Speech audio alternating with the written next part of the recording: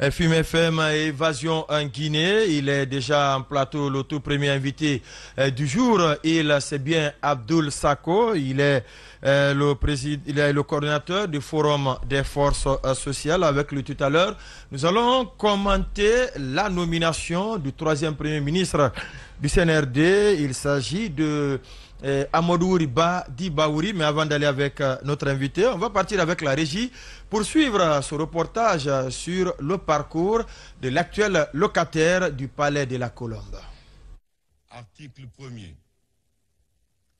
Monsieur Amadou Ouriba, économiste, est nommé ministre, chef du gouvernement. La situation actuelle. Amadou Ouriba, plus connu sous le nom Baouri, est né en 1958 à Pita, dans le Fouta Djallon, et fait partie des figures guinéennes connues et respectées au Sénégal voisin. Il quitte en effet très tôt ses parents pour poursuivre ses études au Sénégal auprès de son oncle. Il entame le primaire et le collège dans le département de Diourbel avant d'être admis au lycée de Dakar où il s'illustre au concours général qu'il décroche avec la mention excellent, devenant au passage le meilleur lycéen du Sénégal au baccalauréat série mathématiques. Dans la foulée, le fait président Léopold Sédar Senghor lui octroie la nationalité sénégalaise ainsi qu'une bourse grâce à laquelle il va faire les mathématiques supérieures et mathématiques spéciales à Paris. Il faut attendre 1984 à la mort du feu président Ahmed Sékou Touré pour que Amadou Ouriba rentre en Guinée. Il s'intéresse alors aux questions des droits humains en participant notamment à la création de l'Organisation guinéenne des droits de l'homme et des citoyens, OGDH. Baouri est aussi membre fondateur de l'UFDG, l'Union des forces démocratiques de Guinée, et devient un acteur de taille sur l'échiquier politique guinéen. Il va d'ailleurs occuper les fonctions de ministre de la Réconciliation nationale en 2008 dans le cadre du gouvernement de large consensus mis en place après les événements de janvier et février 2007. Cet économiste et banquier participe au processus électoral de 2010, marquant la transition dirigée par le CNDD. Il est alors vice-président de l'UFDG mais devra encore très rapidement s'exiler. En effet, à la suite de l'attaque du domicile du président nouvellement élu Alpha Condé, le nom du vice-président de l'UFDG est cité et une procédure judiciaire est ouverte contre lui par contumace. Plus de 5 années d'exil, loin de sa famille politique et de son pays, lui ont fait prendre du recul. C'est pourquoi, dans son retour en Guinée, il réclame une restructuration du combat de l'UFDG en vain. Il est d'ailleurs expulsé du parti et doit faire son propre chemin. Après un court séjour à l'UGDD, Baouri est porté à la tête de l'UDRG, l'Union des démocrates pour la renaissance de la Guinée, position qu'il occupe actuellement. 66 ans révolus, c'est sur lui que tombe le choix du président de la transition le 27 février pour la formation du nouveau gouvernement, après la dissolution de celui dirigé par Dr Bernard Goumou. Mais Baouri, c'est aussi un personnage controversé aux yeux de certains acteurs politiques. Ses positions incomprises lui ont valu plusieurs étiquettes depuis bientôt 10 ans. Il est accusé d'abord d'être en mission d'Alpha Condé pour dynamiter l'UFDG lorsqu'il réclame un nouveau leadership à la tête du parti. Au début de la transition, certains lui en veulent également pour avoir très vite appelé à soutenir et accompagner la transition militaire dirigée par le CNRD. Même si pour lui les choses étaient plutôt claires, soutenir la transition, c'est aider le pays à traverser sereinement la crise politique. Quoiqu'il ait toujours refuté l'idée d'être intéressé par la primature, Amadou Ouriba a prêté serment dès sa nomination par le général Mamadi Doumbouya. Son principal défi, restaurer la confiance. Nous allons respecter le pacte de lutter contre les politiciens véreux. Pour des impératifs de sécurité sociale, ils bouchent les yeux et les oreilles de la société. C'est facile de gouverner un peuple sourd, muet et aveugle, surtout si vous avez muselé ceux qui doivent commenter. Ça même le tenir par la main, il vous suivra comme un troupeau à la recherche de pâture à brouter. Des médias qui vous ont facilité le renversement de ceux qui faisaient le même mal que vous faites aujourd'hui sont persécutés. Alors l'histoire se répète. Dans le miroir, les mêmes erreurs du passé se regardent en souriant sur le tête. Ce n'est plus un bras de fer mais une bataille riche à coups de tête. Tout règne éphémère, comme celui de ceux qui sont à la barre de ta justice aujourd'hui. Cette presse que tu aimais hier est celle que tu juges de juges injustes qui perturbent ta nuit. Pourtant cette même presse a diffusé ton procès au nom de la patrie. Je suis une radio, je ne me tairai pas. Je suis une télé, celle du peuple, je ne me taindrai pas. Internet n'est pas ton droit, mais le nôtre, on s'en passera pas. Les ondes sont brouillées, notre liberté d'expression est grillée. Mais c'est qui est sûr, ces dirigeants sont embrouillés. Je suis une radio, je ne me tairai pas. Je suis une télé, je ne me taindrai pas. Internet un droit, je ne m'en passerai pas. On en retourne en Corentine à mon gouvernement. Je suis une radio, je ne me tairai pas. Je suis une télé, je ne me taindrai pas. Internet un droit, je ne m'en passerai pas. On en retourne en Corentine à mon gouvernement. Internet n'est pas un droit. Les fréquences des médias sont brouillées, les télévisions restreintes illégalement. Le journalisme est en danger. Pour le respect des droits d'informer et d'être informé, les professionnels des médias disent stop.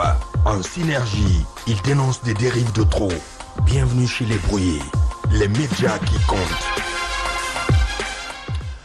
Merci à Emmanuel qui est derrière en plateau ici pour débattre de l'actualité avec nous dans cette édition spéciale à Les Brouillés par rapport à ce reportage du parcours du tout nouveau Premier ministre Amadou Wuriba Dibaouri. Oui, Lamine Mouniouma Cissé. Est-ce qu'aujourd'hui, c'est lui qu'il faut parler de la Colombe pour la junte, qui pourtant ne voulait même pas entendre parler au début des politiques? En tout cas, il a le bon profil. Il a un profil difficile à récuser. Alors, on a vu son parcours bien très élogieux, bien résumé un brillant par parcours, Emmanuel. C'est un parcours qu'on ne peut on ne peut pas trouver mieux. En fait, c'est ce qu'il faut. Alors maintenant, l'autre chose, c'est sa capacité désormais à obtenir des concessions de la part de grandes concessions, ouais, pour aller vers la décrispation. Et là-dessus, je n'ai pas assez de doutes. Je ne veux pas être désagréablement surpris. Je ne veux pas non plus être pessimiste. Je veux juste garder l'optimisme et me dire que Baouri sera capable d'obtenir du pouvoir militaire ce qu'on n'a pas eu jusque-là. Et il a le background, il a le parcours, et il a aussi l'expérience. Et la subtilité, il peut en avoir. On a vu son discours à sa prise de fonction, et ça, on a senti une personne responsable. Et même sa façon de lire, de discourir, sa façon le contenu, le sens même des mots. Et Baouri, il est resté très serein. Donc, il est resté focus sur les chantiers. Parce que c'est quelqu'un qui a toujours voulu que les choses se passent convenablement. Maintenant que Dieu lui a donné la possibilité d'être à un niveau de responsabilité où il peut impacter, il doit être observé. Oui, malgré sa position favorable à la junte sur beaucoup de sujets, on ne peut pas en vouloir à lui pour cela. Chaque leader a sa position à lui, mais il y a des valeurs qu'il partage avec tout le monde. Des valeurs de liberté, de démocratie. Et Baouri, nous qui l'avons écouté, et nous qui l'avons côtoyé par le passé, de la presse. C'est quelqu'un qui ne négocie pas ça avec quelqu'un d'autre. Donc je crois que si il reste fondé de cette vertu qu'on connaît de lui, et je crois qu'il pourrait faire quelque chose, il pourrait arracher des choses importantes de la junte. Et surtout que sa nomination n'a pas connu la procédure que nous connaissons par le passé. Avec le colonel et le général lui-même. C'est-à-dire qu'il doit sa nomination au général, pas à quelqu'un d'autre. Et ça, cela lui a été dit. Contrairement aux autres qui ont été démarchés, le ministre puissant, qui a été soutenu par des clans, qui ont été entendus. Parce qu'il fut le premier politique à être... à être là-bas quand Alpha a été renversé. Quelque part, est-ce qu'il ne voulait pas... Bon, je vous donne tout de suite la parole. Non, ça n'a pas démarché. Non, ça n'a rien à voir. Mais il a obtenu grâce à la bénédiction de... Alors, quel est ce politique qui ne voulait pas voir le général Mamadi? Dalen lui-même a dit qu'il a écrit plusieurs fois, il a demandé à rencontrer Mamadi plusieurs fois, il n'a pas réussi. Et quel est ce politique qui n'a pas voulu le rencontrer? C'est pourquoi vous en voulez à Baouri qui a été reçu, qui a eu le privilège d'être reçu par le président. Quel est le politique qui n'a pas voulu le rencontrer? S'il l'a rencontré, d'autres l'ont rencontré. C'est le gars la même chose. Après, il a coupé le pont. Il a coupé le pont. Ouais, avec tout le monde. Alors, s'il accepte de recevoir Bahouri, mais pourquoi ne pas le rencontrer? Et parce que c'est lui qui doit changer les choses. Ce n'est pas quelqu'un d'autre. Si on veut que les choses changent, c'est le président, c'est le général Mamadi Doumbouya. C'est lui, pas quelqu'un d'autre. Maintenant, pourquoi vous ne voulez pas le rencontrer? Et Abdoul Sako, il sera très heureux de rencontrer le président pour le dire. On va lui poser la question tout de suite. Forcément, voilà. Il a des choses contre le général, mais cela ne veut pas dire qu'il ne veut pas le rencontrer. Emmanuel, il veut le rencontrer très rapidement. Pour dire ce qu'il pense de la gestion du pays. Je pense aussi que Bahouri présente suffisamment le profil dont on a besoin actuellement, au-delà de l'aspect économiste et banquier qu'il est pour un pays. Je suis presque convaincu, on n'est pas loin de la récession. Pour le profil qu'il a, ça peut être important sur le plan économique, mais surtout aussi son autre côté, le profil politique qui peut aussi être intéressant pour cette année charnière. 2024, ça va être quand même une année très mouvementée. Il va falloir soit hâter les pas pour en finir avec la transition, soit trouver un compromis avec l'ensemble des autres classes, la classe politique et sociale notamment, pour pouvoir expliquer, se faire comprendre et acter peut-être, pourquoi pas dans la mesure du possible, un éventuel glissement de calendrier. Mais ce qui est sûr, c'est que nous sommes dans un contexte aujourd'hui où le général Mamadi Doumbouya n'aurait pas pu avoir meilleur profil, à la fois pour faire face à ses problèmes économiques, mais aussi pour faire face à ses défis sur le plan politique. Maintenant, il faut souhaiter ou espérer que Bahouri puisse avoir suffisamment de marge de manœuvre, qu'on ne lui tienne pas les ailes comme ça a été le cas notamment avec Mohamed Beavogui qui est parti sur la pointe des pieds et peut-être aussi Bernard Goumou qui a été limité dans son champ d'action. Il va falloir donner la chance, l'opportunité à Bahouri de pouvoir faire ses preuves, parce que nous sommes cette année en tout cas, sommes face à une multitude de crises. On parlait tantôt de la crise de l'électricité. À un moment donné, les gens ils vont dire qu'ils en ont marre. La liberté, les libertés qui sont de plus en plus dépouillées les unes après les autres, à un moment donné, on va dire qu'on en a marre. Et sur la question de la transition, évidemment... Sans compter le panier de la ménagère, le mouvement syndical avec... Justement, le mouvement syndical qui agite le torchon rouge. Et à un moment, il y a évidemment aussi les acteurs politiques qui vont demander, mais on en est où du chronogramme? Donc, c'est une année charnière où il a déjà obtenu, à mon avis, il a obtenu l'homme qu'il lui faut. Maintenant, il faut qu'il lui laisse aussi le champ libre, surtout la liberté de ses initiatives et de ses actions, pour pouvoir permettre, ne serait-ce que de stabiliser le pays, parce que vous avez aujourd'hui des millions de Guinéens qui n'étendent pas la main à qui que ce soit, qui ont juste besoin que le pays soit calme et paisible pour qu'ils continuent leurs activités. Oui, on se retourne, si vous vous permettez, je vous ferai réagir tout à l'heure à la suite de Abdoul Sako qui est déjà en plateau. Monsieur Sako, bonjour. Bonjour M. Kondé. Bonjour à vos co-chroniqueurs et bonjour à vos millions de téléspectateurs. Merci d'avoir accepté l'invitation. Alors, nous parlons de la nomination du Premier ministre Amadou Badi Bahouri. Est-ce qu'ils se sont prononcés tout à l'heure dessus? Est-ce que c'est le profil idéal aujourd'hui pour la junte de faire face aux situations non seulement politiques mais également économiques? Merci beaucoup. D'entrée de jeu, d'abord, vous me permettrez une fois encore de manifester notre solidarité à la presse et surtout en guise de reconnaissance, mais aussi de combativité pour la résilience. Et par rapport à la nomination du Premier ministre, je pense qu'il faut l'apprécier sous deux angles. Le tout premier. Le premier angle, son individualité, sa personne en soi. Et je pense quand on prend son background, son parcours professionnel sur le milieu banquier, mais aussi dans le cadre du paysage politique, nous pouvons bien entendu dire que... Et même des droits de l'homme. Bien entendu, bien sûr, et les libertés de façon globale. Nous pouvons dire bien entendu qu'il a, s'il faut, le profil nécessaire pour en tout cas nous permettre d'avoir des résultats dans cette situation anormale qui est la transition. Mais pour autant, il faut dire aussi, il doit intégrer une certaine dimension à ce background, à ce parcours qu'il a. C'est-à-dire, il ne doit pas regarder dans le rétroviseur des adversités politiques. C'est-à-dire tout ce qu'il a eu en termes d'aléas, mais d'adversité par le passé, il ne doit pas regarder. Il doit se tourner vers l'avenir. Il doit même se préparer lui-même que sur le paysage politique et social, il n'a pas de concurrents moins des adversaires. Il n'a que des potentiels partenaires que sa capacité managériale doit lui permettre de transformer en allié. De l'autre côté, maintenant, le deuxième angle, l'angle le plus important, la question qu'il faille se poser, est-ce que, on prend la question sur Mohamed Beavogui, autant M. Bahouri a aujourd'hui un bon profil politique, mais aussi connaissant du paysage politique guinéen. Mais il faut noter que Mohamed Beavogui aussi avait un certain nombre de qualités. Mais qu'est-ce qui a fait que ces qualités qu'il avait ne lui ont pas permis de faire bouger les lignes? On se rappelle de cette fameuse phrase qu'il a prononcée à l'époque. On va mettre en place maintenant un véritable cadre de dialogue.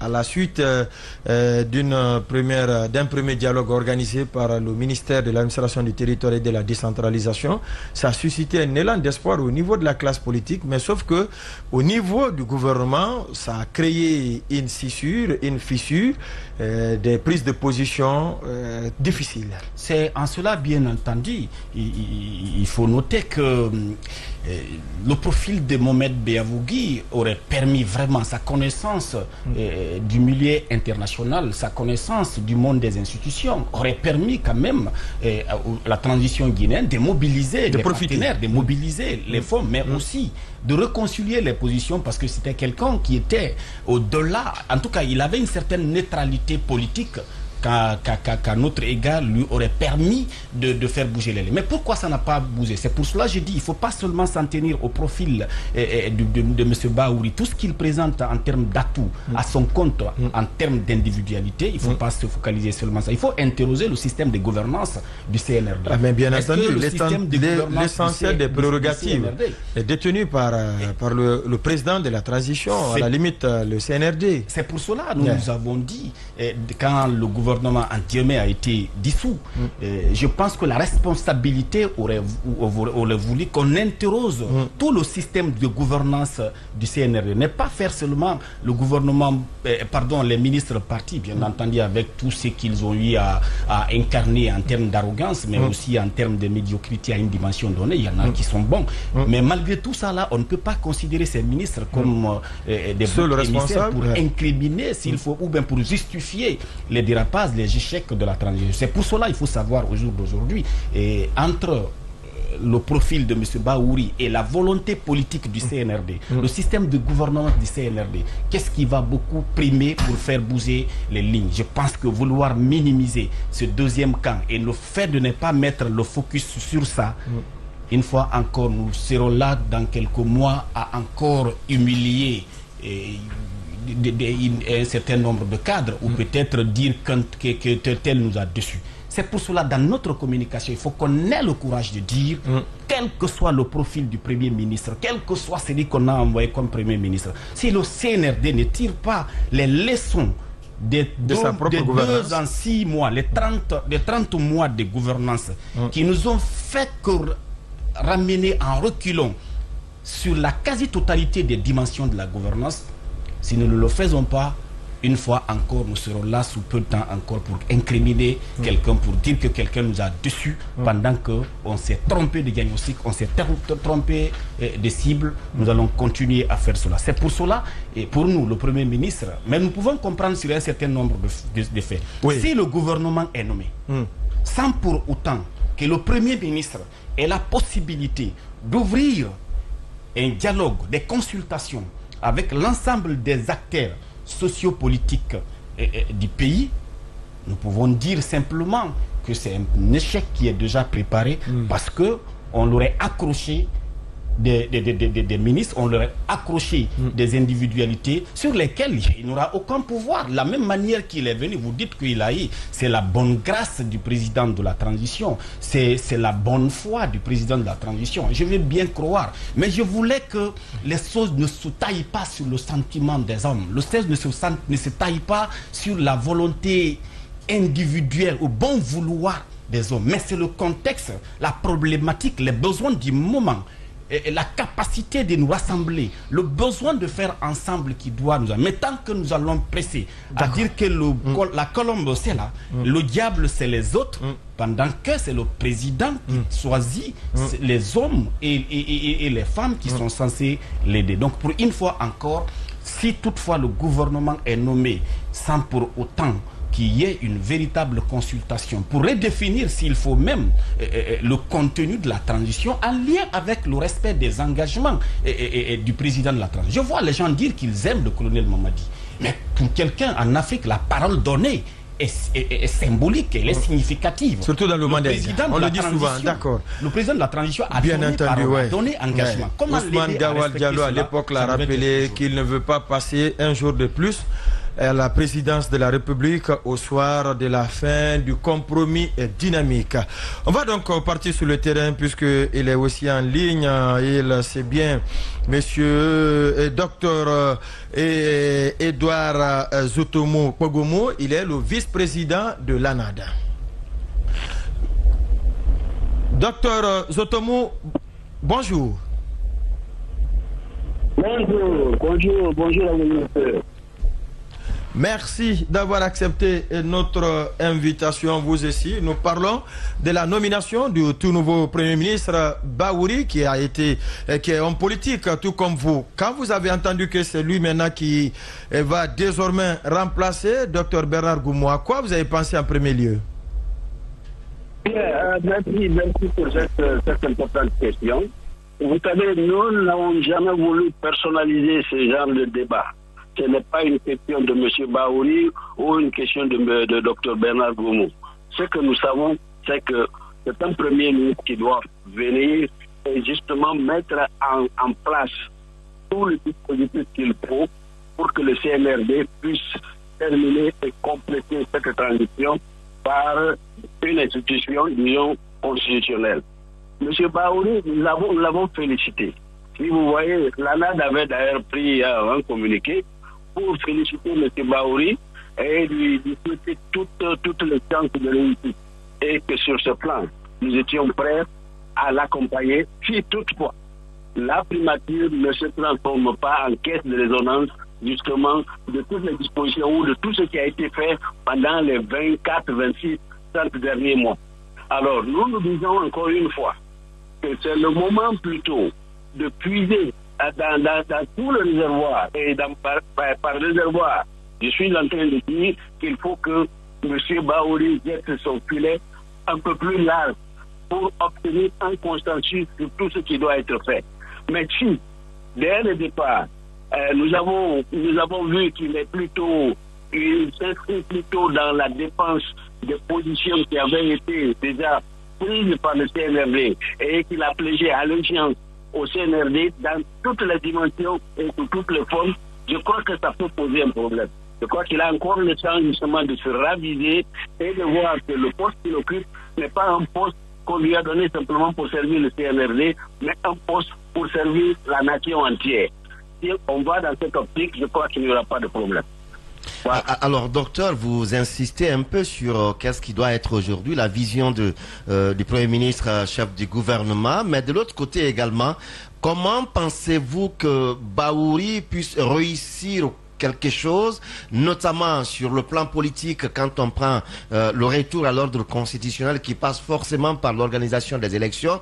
Et la priorité cette année de ce qu'on a pu lire de la déclaration ou de l'adresse du président à la nation en décembre, la priorité élective cette année, c'est le référendum. Et vous misez déjà sur la fin de la transition en fin 2024. Quelle marge de manœuvre pensez-vous être à la disposition de Bahouri aujourd'hui pour nous mener à cela? Bon, moi je suis en train de penser que M. Bahouri en tout cas va user de toute son l'expérience qu'il a acquise au moment où il était ministre de la Réconciliation. Nous pensons que le CNRD a déjà dit qu'ils ne passeront pas une journée de plus, disons, passé le 31 décembre 2024. Ça veut dire que le retour à l'ordre constitutionnel doit être consommé à cette date. Et c'est la date butoir. Par conséquent, s'il a accepté, c'est en connaissance justement de cette mission. Cette mission qu'il doit accomplir. Alors, s'il vient justement pour aider le CNRD à accomplir la mission, comme je l'ai dit tantôt, il faut donc qu'il essaie de négocier et qu'on lui laisse franchement la marge de manœuvre. Marge de manœuvre, c'est pas nous qui lui avons donné justement les prérogatives qu'il a présentement. C'est à lui de négocier pour qu'il fasse en sorte que lui et le CNRD sortent par la grande porte. En tout cas, nous lui donnons toute la chance qu'il faut et nous allons lui apporter notre aide dans la mesure où il ne déraille pas et il ne s'inscrit pas dans un programme qui puisse dérailler davantage la transition. C'est ça. Docteur, dites-nous, il y a un adage qui dit que ce sont les oiseaux de même espèce qui volent ensemble. Est-ce que Bahouri ne sera pas forgé, moulé dans le système CNRD, quand nous savons tous que le pouvoir c'est comme de la drogue? Mais au-delà de ça, je voudrais également comprendre quelle est votre perception sur un gouvernement d'union nationale. Est-ce qu'avec un gouvernement de ce genre, Bahouri pourrait s'en sortir? Bon, écoutez, on ne peut pas faire un gouvernement d'union nationale simplement pour changer de nom. Si vous changez de nom et le concept n'a pas changé, ça n'apportera rien. En fait, le gouvernement, nous voulons que ce soit un gouvernement de mission qui soit réorienté. Et pour ça, il faut que le contenu du chronogramme soit réorienté. Parce que tout part de là. Si on doit assujettir justement, la fin de la transition à l'élaboration des 10 étapes qui se trouvent dans le chronogramme et 10 étapes parmi lesquelles certaines sont déjà compromises, ça veut dire franchement qu'on veut faire du surplace. Mais on fait semblant de montrer aux gens qu'on est en train de changer alors qu'en fait, on ne rien. Nous disons encore une fois que si c'est pour venir et donner la chance, effectivement, une chance de participation inclusive à toutes les formations politiques, ça peut porter fruit. Mais si c'est pour être dans la même lignée, vous savez, d'aucuns même étaient allés jusqu'à dire que M. Bahouri fait partie des choses du CNRD. Et là, on n'a pas eu de problème pour les accepter. Parce que le comportement, tout ce que le CNRD faisait, personne n'a eu le courage de dire non. Il faut qu'on change, il faut qu'on essaie de faire ceci ou cela. Alors, tant qu'on est dans cette optique, on va avoir du mal justement parce que le CNRD n'est pas venu dans l'intention. On l'avait dit dès le départ. Dès la mise en place du CNT, nous avions dit que eux, ils n'avaient pas l'intention de laisser le pouvoir. Aujourd'hui, ce sont des manœuvres. Et tout dernièrement, si vous remarquez, il y a Mahamat Idriss Itno qui s'est déclaré candidat. Du Tchad, oui. On est en train d'aller dans la même direction, mais avec beaucoup plus de tact. C'est ça. Et c'est ce que nous sommes en train d'observer. Docteur Edouard Zotomo Pogomo, merci d'être passé dans cette édition spéciale Les Brouillés. C'est moi qui vous remercie. C'est un devoir de notre côté. Avant d'avoir Ange Gabriel Haba du CNOX, le Conseil national des organisations de la société civile guinéenne, oui, la même question pour vous. Est-ce que à ce stade, il faut s'attendre ou bien il faut aller vers la mise en place d'un gouvernement d'union? Abdoul Sako. Comme je le disais tout de suite, oui. J'ai dit déjà, si on met en place le gouvernement, sans d'abord passer par une consultation, un dialogue qui permet de redéfinir les contours de la transition en lien avec les engagements du président de la transition et du CNRD, ce serait juste mettre un gouvernement et quelques mois plus tard venir crier sur eux, dire que encore voilà ceux qui nous ont déçus, voilà la nouvelle vague de médiocres et de Guinéens qui n'aiment pas le pays. D'accord. Alors, la même question, je la posais tout à l'heure à Dr Zotomo, c'est bien aujourd'hui qu'on veuille que Bahouri réussisse, mais pour la réussite de Bahouri, c'est aussi en fonction des priorités du CNRD, du président de la transition et de l'organe central des décisions et d'orientation de la transition qui est le CNRD. Est-ce que vous pensez que la promesse faite avec l'accord ou l'accord dynamique de finir avec la transition à la fin de l'année 2024, pensez-vous que cela semble être aujourd'hui la réalité des actions sur le terrain? D'abord, ce qu'il faut noter, finir la transition au bout de 2024, ce n'est plus, comment dirais-je, une option de gaieté de cœur. Il faut simplement au jour d'aujourd'hui d'être objectif, de voir les 2 années et demie de la transition. Qu'est-ce que ça a coûté au pays sur tous les aspects? Si on est objectif, en termes de progrès ou de regret? En termes de... Je voulais simplement dire ce que ça a coûté au pays sur toutes les dimensions. Ouais, du point de vue infrastructure routière, quelqu'un vous dira qu'il y a eu beaucoup de routes réalisées. Mais puisque vous êtes en plateau, la régie me fait signe. Je le répète encore. Il y a un glissement de calendrier qui guette la Guinée. Abdoul Sako, je vous interromps puisque vous êtes en plateau. On va partir sur le terrain. Il est déjà en ligne, Dr Faya Milimono. Il est le président du Bloc libéral. Et par ailleurs, il y a Fodé Baldé, responsable de la communication de l'Union des forces républicaines, parti que dirige Sidia Touré, qui nous écrit en disant: nous devons éviter la comparaison entre la Guinée et le Tchad. Nous sommes différents de par nos réalités et nos ambitions. On va donc partir sur le terrain. Il est en ligne, Dr Faya Milimono. Dr Faya Milimono, bonjour.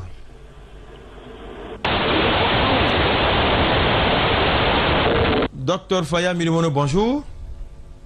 Oui, bonjour. Comment allez-vous? Emmanuel, question pour Dr Faya Milimono.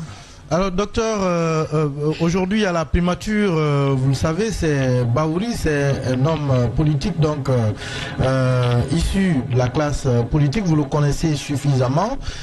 Est-ce que, à vos yeux, son profil technique doublé à sa casquette d'homme politique fait de lui aujourd'hui la personne qu'on aurait pu dire, tiens, elle est enfin là, celle qui peut nous permettre de sortir de la transition? Mais je n'ai aucun doute de la capacité de M. Amadou Ouriba, communément appelé Bahouri, de pouvoir conduire à bon port la fin de cette période transitoire. L'homme a la compétence, l'homme a l'intégrité, il a également l'expérience. Il s'est battu et il continue à se battre. Aujourd'hui, il a une responsabilité extrêmement importante. La Guinée est en crise et la crise, elle est profonde, elle est multidimensionnelle. Je suis certain que si les Guinéens nous mettons de côté nos chicaneries habituelles, si nous mettons de côté les mesquineries et que chacun se mette de son côté au travail, nous pouvons ensemble conduire cette période transitoire à une fin heureuse.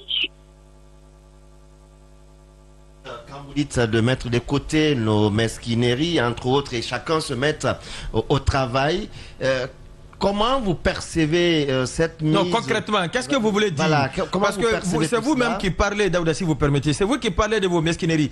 Quelle mesquinerie vous devez abandonner, que vous allez abandonner cette fois-ci, vous-même, Dr Faya Milimono? Écoutez, depuis 2 années et demie, bientôt 3 ans, nous sommes en période transitoire. Reconnaissez que nous n'avons même pas encore réussi à mettre autour de la table tous les acteurs. C'est ce que j'appelle de mesquinerie, le fait de mélanger des genres. Il faut que nous sortions de ça pour que nous voyions qu'est-ce qui est essentiel. Pour ce peuple qui souffre, qui est couché sur de l'or, du diamant, de la bauxite, mais qui vit dans des conditions extrêmement pauvres. Crise multidimensionnelle, à qui la faute? Les autorités, vous les politiques ou la société civile? Tout le monde a sa part de responsabilité. Attendez, Dr Faya, tout le monde a sa part de responsabilité. Non, attendez, sans langue de bois. Chacun, s'il vous plaît, Allez-y. Chacun a sa part de responsabilité en Guinée. Je dis les politiques en tête. Nous avons eu un président élu qui avait une constitution sur laquelle il a juré, mais il a abandonné cela pour vouloir notre mandat. Nous sommes donc en partie à l'origine de la crise. Je dis le peuple de Guinée doit aussi se regarder dans le miroir. Aujourd'hui, c'est Bahouri, le Premier ministre. On danse, on chante. Chacun lui donne ses petits conseils. Et quels sont souvent les conseils qu'on a donnés à nos frères, à nos sœurs, à nos oncles qui sont arrivés aux hautes fonctions de l'État? Prends ta part. Eh bien, s'il prend sa part, c'est ce qui aurait permis de construire un pont, ce qui aurait permis de construire une école, c'est ce qui aurait permis de construire un centre de santé, un hôpital. Il faut que chacun en Guinée se regarde dans le miroir, se dise ce que je donne comme conseil à mon frère, à ma soeur, à mon cousin, est-ce que ça correspond aux valeurs de la République dans laquelle je vis et dans laquelle je vais laisser mes enfants et mes petits-enfants? C'est pour cette raison que je dis que chacun a sa part de responsabilité. Il suffit que chacun se comporte de façon responsable, la Guinée peut bouger. Le gouvernement, est-ce qu'il doit être d'union ou on va laisser la junte encore composer avec son Premier ministre et une nouvelle équipe gouvernementale? Écoutez, je ne sais pas la feuille de route qui a été confiée à Monsieur le Premier ministre. Ce qui est important en ce qui nous concerne, nous avons toujours voulu en Guinée que l'on privilégie la compétence, qu'on privilégie l'expérience, qu'on privilégie l'intégrité. La Guinée a des sommités, on a des cadres très compétents. On les utilise toujours très mal à cause du copinage, à cause des petites considérations d'appartenance parfois ethnique, tribale, régionale. Le jour qu'on va se débarrasser de tout cela, pour regarder la Guinée en face et voir chacun selon sa compétence, selon son mérite, je crois que la Guinée peut bouger. Donc pour moi, que ça ne soit pas simplement une question de représentativité. Dans les institutions, ce n'est pas la représentativité qu'on doit toujours chercher, mais le mérite personnel. Nous avons eu à dénoncer par le passé la CENI. Ce n'était pas parce que certains qui étaient là-dedans étaient mauvais. Mais si on en fait simplement une question de représentativité, eh bien quelqu'un peut être là, ni compétence, ni expérience, ni intégrité, mais puisqu'il représente telle entité tribale, telle entité politique, telle entité ceci, nous n'irons nulle part. Ce que je peux conseiller personnellement au Premier ministre, c'est de nous sortir de cela pour regarder des Guinéens selon leurs compétences. Ailleurs, lorsque vous avez été nommé et vous avez trempé par le passé dans de la corruption, des détournements, eh bien, le passage au Sénat, par exemple, pour vérifier, n'est-ce pas, de votre compétence, de votre expérience et de votre intégrité, c'est là que vous allez finir. Mais chez nous, on recycle tout le monde et on rebelote. Cette fois qu'on valorise, n'est-ce pas, la compétence. On vient de nous sortir un rapport de l'ICE qui dit que sur un échantillon de 1000 cadres replacés à la tête de l'État, il y a 346 dont les diplômes ne se vérifient pas. Autrement dit, des gens qui se sont peut-être fabriqués les diplômes. Au moment où on est en train de faire semblant de cultiver le mérite en serrant, par exemple, le certificat d'entrée en 7e, en serrant le brevet, le baccalauréat. Il faut qu'on soit logique dans tout ça pour dire, quand il s'agit de servir la Guinée, les meilleurs doivent être là. Les meilleurs doivent être là, Bahouri. Merci à vous d'être passé, vous aussi, dans cette émission, Dr Faya Milimono, l'édition spéciale Les Bruits. Encore une fois, merci. On va, avant d'avoir le dernier intervenant sur ce sujet, Ange Gabriel Haba. Oui, Lamine Monument, si, on a suivi quand même ici en plateau Monsieur Abdoul Sako, et puis on vient d'écouter également Monsieur Dr Faya Milmouno. Oui, l'avis de la société civile m'importait beaucoup. Oui. Les politiques se donnent des coups, bien entendu, avec des coups bas. Oui. Et je suis conforté dans ma position par cette appréciation qui a été faite par Abdoul Sako de la personnalité de celui qui doit diriger le futur gouvernement de la République de Guinée. Et ce qui est important, et c'est vrai, je suis parfaitement d'accord, la sémantique, gouvernement d'union nationale, gouvernement de mission. Je préfère un gouvernement de mission. La mission, elle est connue. La mission, c'est organiser les élections et maintenir un cadre, améliorer le cadre de vie pour les Guinéens. Et parce que ça ne doit pas être que les élections. J'entends les gens dire, non, vous êtes venus pour organiser les élections, partez. Non, entre-temps, qu'est-ce que le Guinéen doit faire? Qu'est-ce que le Guinéen doit manger? Nous parlons de l'électricité. Je vous reviens tout à l'heure. Il est en ligne, Ange Gabriel Haba. Ange Gabriel Haba, bonjour. Bonjour M. Condé et bonjour à l'ensemble des chroniqueurs de la synergie. Merci d'avoir accepté justement d'intervenir dans cette synergie qu'on appelle les brouillés, les médias qui sont impactés par la gouvernance actuelle. Qu'à cela ne tienne, nous traitons, nous abordons toutes les questions. Aujourd'hui, nous parlons de la nomination de Baouri, Lamine Monument Sissé. Question pour M. Haba. Oui, bien entendu. Nomination de Baouri. Oui, attendez d'abord la question. Allez-y, oui, du Knox. Oui, du Knox. Alors, monsieur Abba, qu'est-ce que vous pensez du Premier ministre? Je sais déjà ce que vous pensez du Premier ministre. Alors, dites-nous, quelle est la physionomie, quelle doit être la physionomie du nouveau gouvernement, du futur gouvernement? Merci beaucoup. Je pense que j'ai une mauvaise écoute, mais je vais faire des efforts. Alors, la nomination de M. Baouri, je pense que répond aux attentes de plusieurs citoyens et de plusieurs acteurs liés au profil du monsieur, liés à son background, parce que en termes de carrière, il a fait ses preuves, en termes de rigueur, en termes de discipline, je pense qu'il bénéficie d'une certaine confiance qui peut être un atout pour lui dans le cadre de la gouvernance de la transition, dans le cadre de la facilitation de l'atteinte de ses missions. Mais je voudrais préciser une chose, si vous me permettez. M. Baouri est nommé dans un contexte un peu difficile, parce que c'est un contexte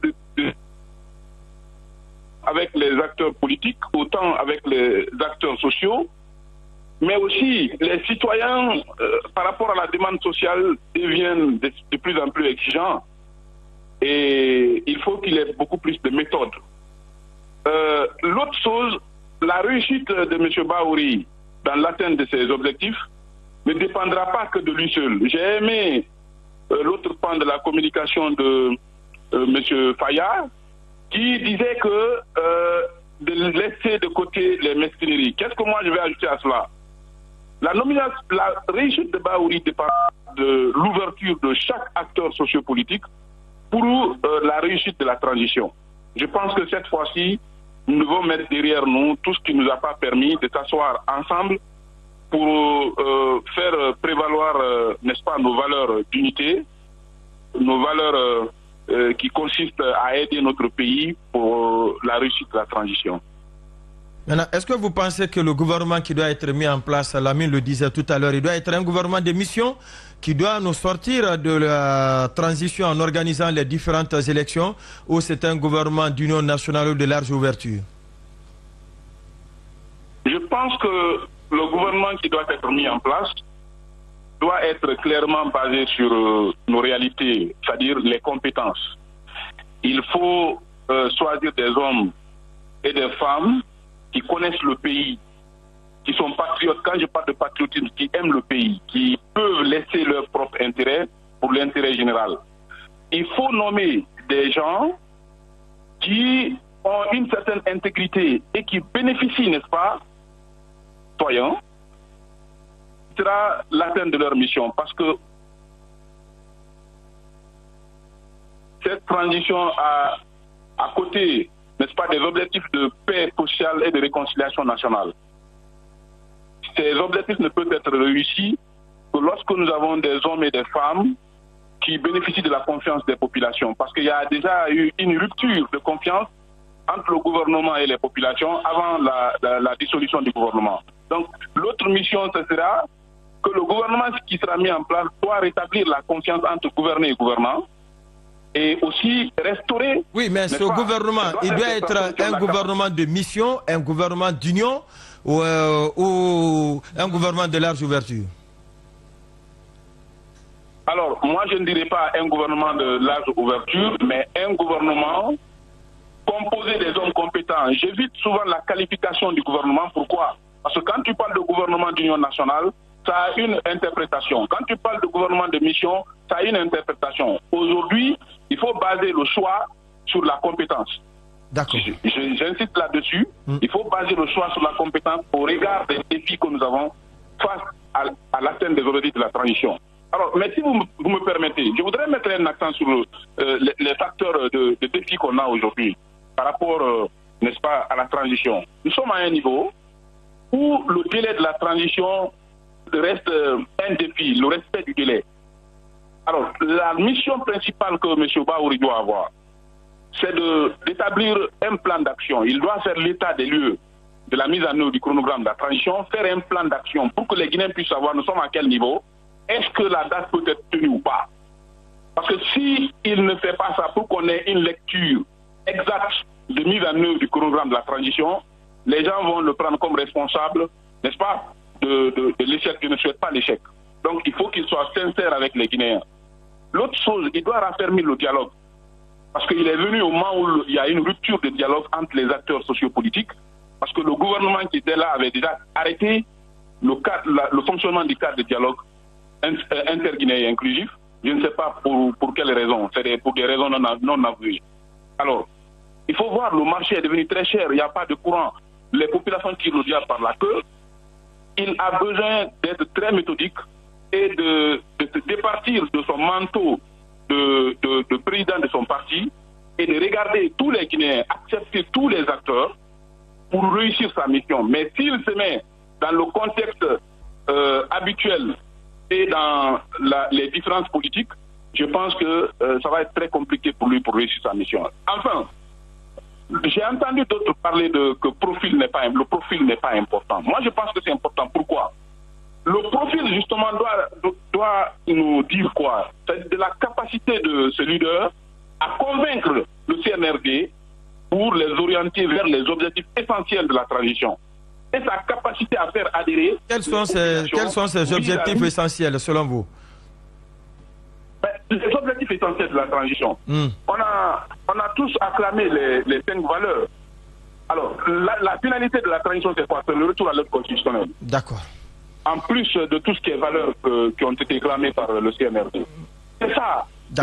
Toute action qui se détourne de ces objectifs, il doit avoir la capacité d'amener le CNRD à comprendre, n'est-ce pas, ces aspirations-là issues des populations.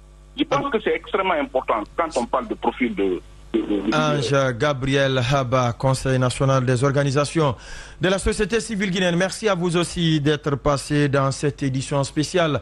Les Brouillés, on va enchaîner avec l'éditorial du doyen Mamadou Dian Baldé, en tout cas, si c'est prêt avec la technique, la régie. Et puis après, on va se retourner avec l'invité qui est en plateau pour son dernier mot. Transition acte 2. La junte doit libérer enfin le messager. La récente nomination d'un nouveau locataire au palais de la Colombe serait sans doute annonciatrice d'un aggiornamento.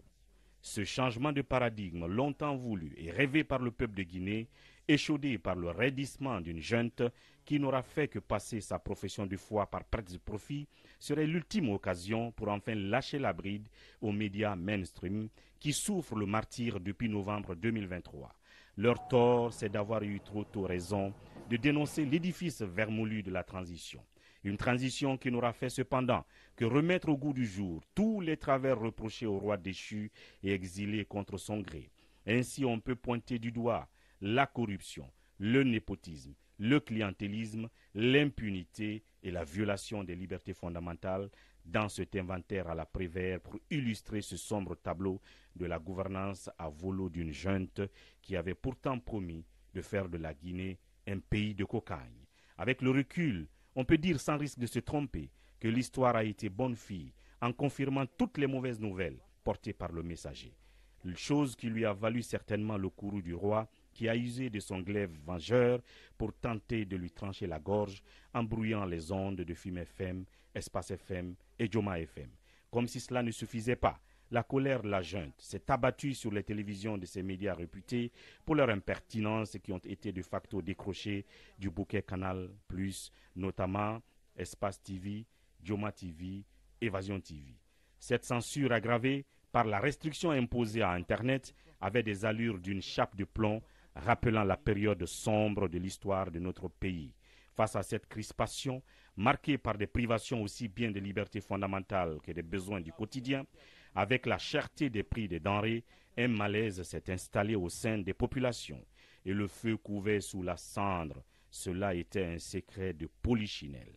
C'est sans doute après avoir pris la mesure de la situation que le général Mamadi Doumbouya a décidé de prendre le taureau par les cornes. Ne dit-on pas qu'il faut savoir sacrifier la barbe pour sauver la tête quand le besoin se pose? C'est ce qui a donné lieu à la dissolution du gouvernement Goumou et la nomination des nouveaux premiers ministres en la personne de M. Amadou Riba. Le nouveau promis est un pion de l'échiquier politique dont le pédigré ne souffre d'aucune contestation. L'homme n'était d'ailleurs pas au bout de ses tribulations jusqu'à sa nomination au sein du couple exécutif. Bien des gens pensent que ce choix constitue une mise à l'épreuve pour Bahouri qui succède à deux technocrates usés par le président de la transition en 2 ans. L'adage nous apprend qu'il n'y a jamais 2 sans 3. Le nouveau locataire du palais de la Colombe, qui a la double casquette de technocrate et de politique, saura assurément répondre aux attentes. C'est vraiment tout le mal qu'on lui souhaite. Surtout qu'en tant que politicien madré, Bahouri détient les ficelles du métier bien plus que ses prédécesseurs qui étaient un peu trop en sucre aussi.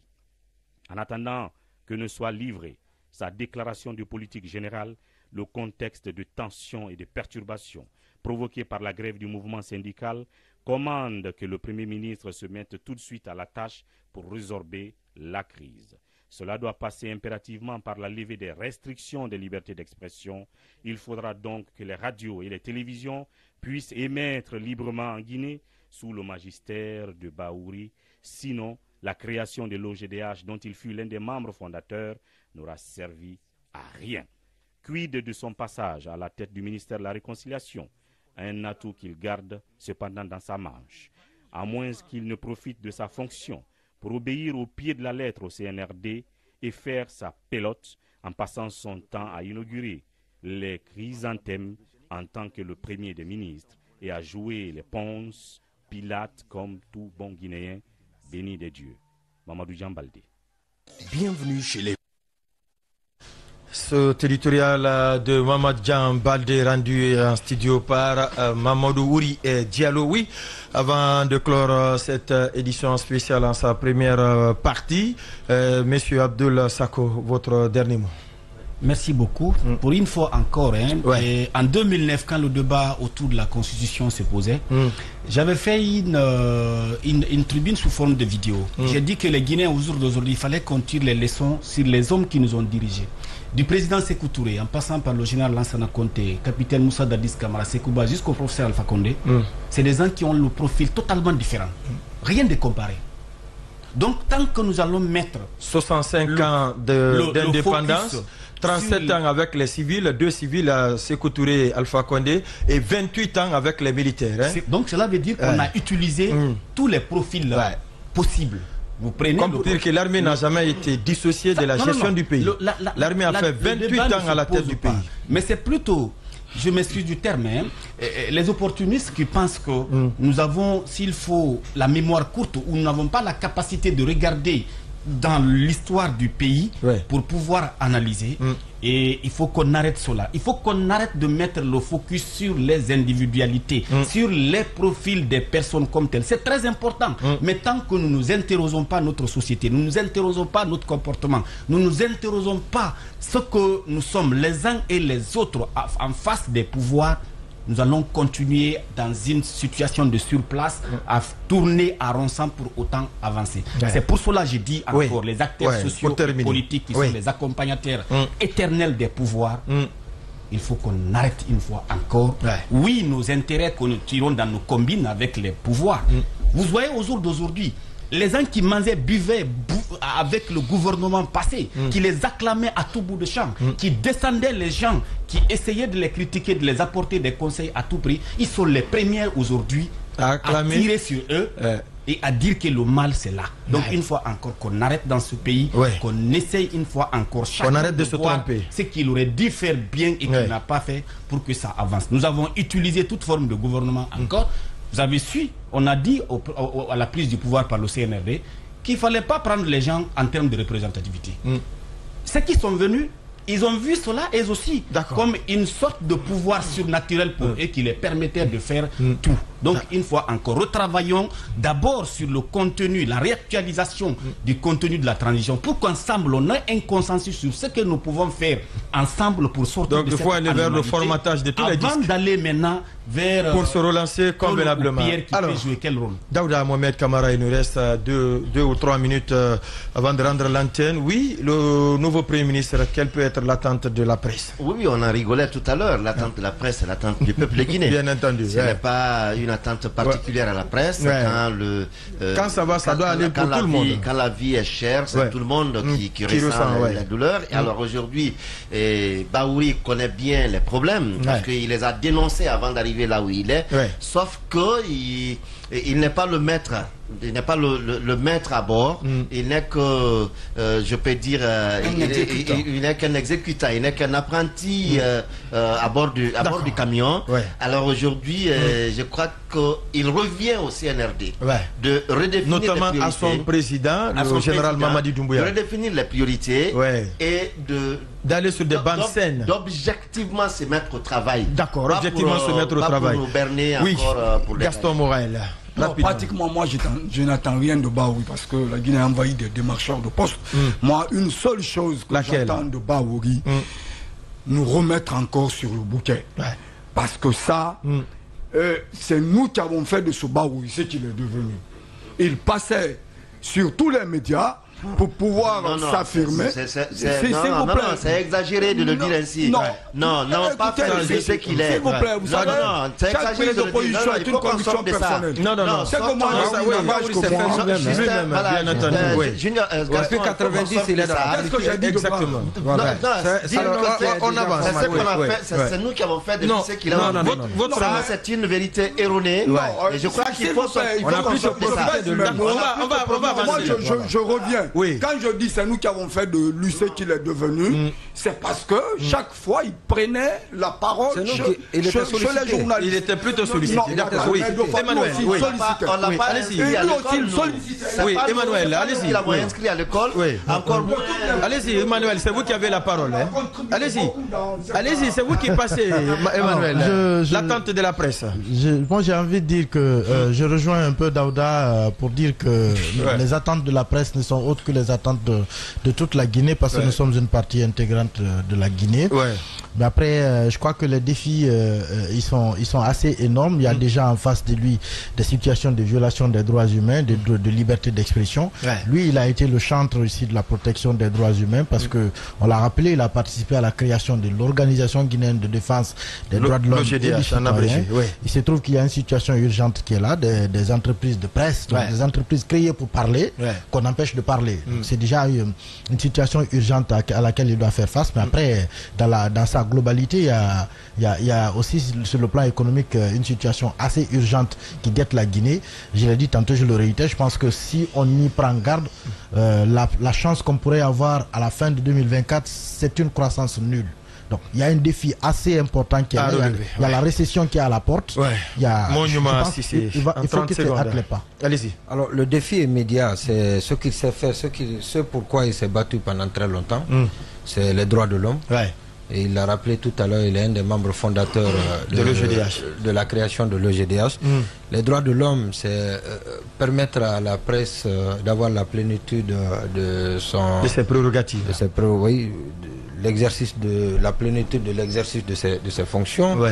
Et c'est aussi apaiser le climat politique. Aller vers la décrispation. On en a parlé depuis 2021. Il y en a qui sont sous contrôle judiciaire, les comptes gelés, les documents de voyage retirés, absolument rien. Rien, on n'a rien retrouvé. Et ça, c'est. Il y en a qui ont bénéficié également des décisions de justice. Ça participe absolument bien rien également. À amplifier la tension dans le pays. Donc, à cristalliser. Il faut amener la justice à déceler le vrai du faux. Ça, c'est important. Mais ne pas s'aligner. La justice doit refuser désormais de s'aligner sur l'agenda politique.